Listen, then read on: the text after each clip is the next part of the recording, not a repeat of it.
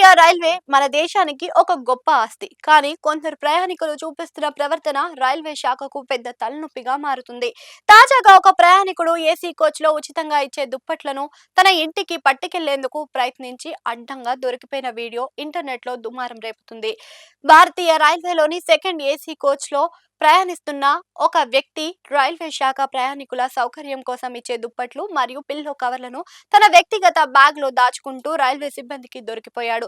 దీనికి సంబంధించిన video social మీడియాలో విపరీతంగా వైరల్ అవుతుంది.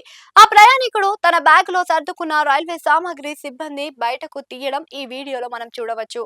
వైరల్ అవుతున్న వీడియోలో ఒక రైల్వే అటెండెంట్ ఒక ప్రయాణికుడి బ్యాగును తనిఖీ చేయడం కనిపిస్తుంది. ఆ బ్యాగ్ లోపల రైల్వేకు చెందిన తెల్లటి దుప్పట్లు, దిండ్లు, గలీబలు వరుసగా సర్ది ఉన్నాయి.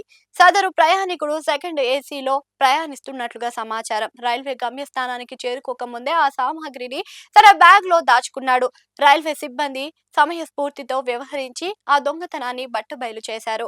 ఈ వీడియోపై సోషల్ మీడియాలో పెద్ద ఎత్తున విమర్శలు వస్తున్నాయి. టికెట్ కోసం వేల రూపాయలు ఖర్చు చేయగలరు కానీ వందల రూపాయల విలువైన దుప్పటిని దొంగలిస్తున్నారు అని నెటిజన్లు మండిపడుతున్నారు. చదువుకున్న వారు, ఆర్థికంగా ఉన్నత స్థాయిలో ఉన్నవారు కూడా ఇలాంటి పనులకు పాల్పడడం సిగ్గుచేటని కామెంట్లు చేస్తున్నారు.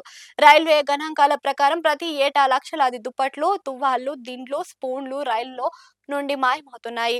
దీనివల్ల రైల్వే శాఖలో ఏటా కోట్ల రూపాయలు నష్టపోతున్నట్లుగా కనిపిస్తుంది.